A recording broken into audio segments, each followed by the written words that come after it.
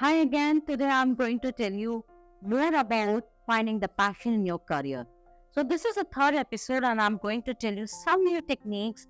So in first we covered self-reflection. Now I'm going to ask you to explore new areas in your life. So now how would you explore new areas in your life?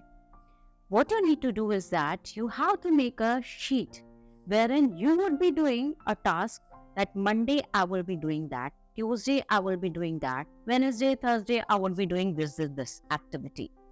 So the reason I'm asking you to explore the new areas because you would never know that what area you are best at till the time you won't explore it. You might have thought whole life long, or maybe whatever your age is right now, that okay, this is best for me, right? And I have been doing this for a very long time, so this is what is best for me.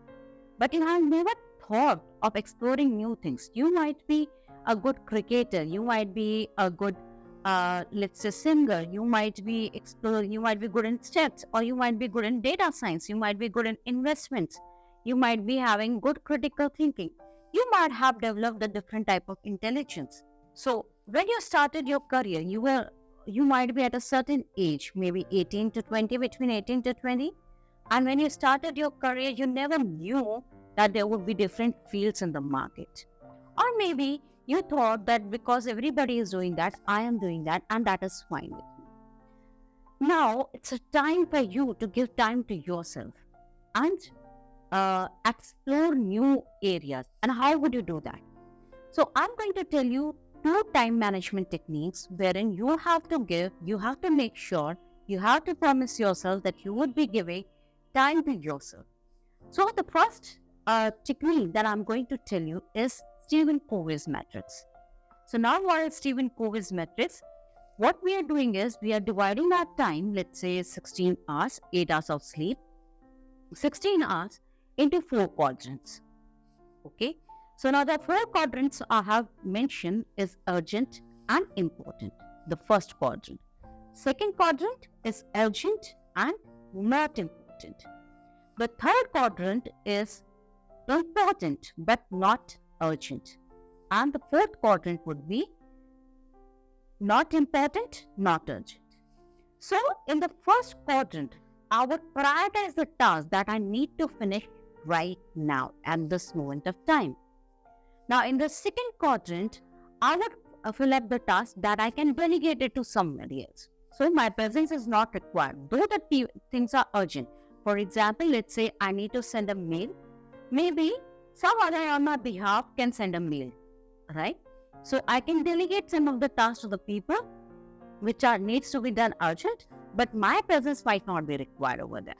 Now, important and urgent tasks would be, I would suggest put your hobbies, your health, your interest, and everything that you want to do that are important but not urgent. So once you're finished with the office work of 8 hours or 9 hours, you have to spend time on yourself. The second technique would be salami technique. The salami technique is something wherein, let's say, I have 16 hours in a day, right? So now what I'm doing, in these 16 hours, I cover 8 hours at work. 2 hours, let's say, is my travel. I'm taking the maximum, but that it can be.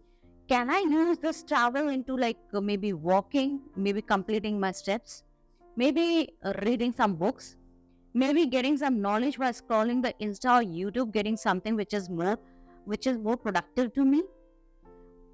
Can I utilize this time? Now, what I have done, I have divided the time into different tasks. Some people might give an excuse that I work for 10 hours, I work for 12 hours. But ask to your heart that do you really work for 12 hours or how much time you're wasting? And that fourth quadrant, you are wasting that time. It's not urgent and not important. So these 4 quadrants and salami technique are going to help you to make a proper time management of yourself, giving time what is important for you but might not be urgent for you, and giving time to something to explore new areas in order to enhance your critical thinking and creative thinking and more problem solving activities. Thank you.